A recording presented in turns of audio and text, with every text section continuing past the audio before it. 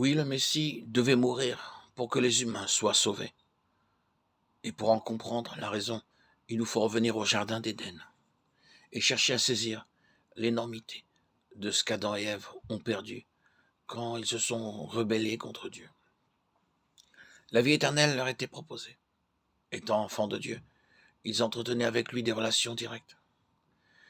Mais quand ils ont rejeté la domination de Dieu, ils ont perdu tout cela et ont attiré le péché et la mort sur la race humaine. Romains 5,12. C'était comme si nos premiers parents avaient dilapidé une immense fortune et s'étaient ainsi lourdement endettés. Adam et Ève ont légué cette dette à leurs descendants. Puisque nous ne sommes pas nés parfaits et sans péché, nous sommes tous pécheurs et nous mourrons. Lorsque nous tombons malades ou disons une parole blessante que nous souhaiterions pouvoir ravaler, nous subissons les effets de la dette ainsi héritée, l'imperfection humaine. Romains 7, 21-25. Notre seul espoir, c'est de retrouver ce qu'Adam a perdu. Mais nous sommes incapables de gagner la vie humaine parfaite, puisque tous les humains imparfaits commettent le péché. Tous, nous méritons la mort, et non la vie. Romains 6, 23. Toutefois, quelque chose ne pourrait-il pas être offert en échange de la vie qu'Adam a perdue? La règle de justice de Dieu exige l'équivalence. Âme pour âme, Exode 21, 23. Il fallait donc qu'une vie soit offerte pour acheter celle qui avait été perdue, mais pas n'importe quelle vie.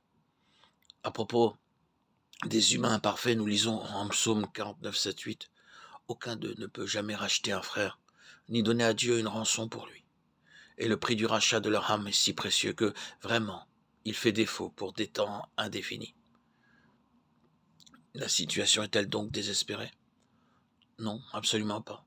En hébreu, le mot traduit par rançon désignait la somme payée pour acheter un captif. Il emporte aussi l'idée d'équivalence.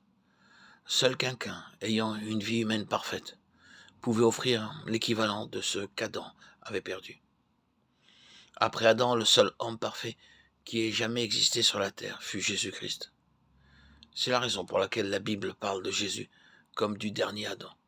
Et elle nous donne l'assurance que Christ s'est donné lui-même en rançon, correspondante pour tous.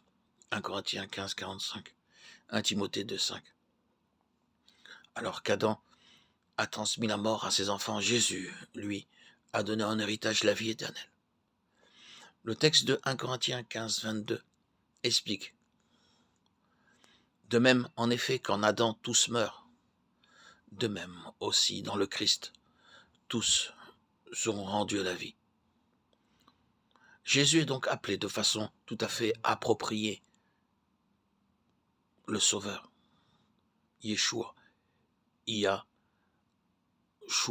le Dieu Sauveur en hébreu. Isaïe 9, 6, 7.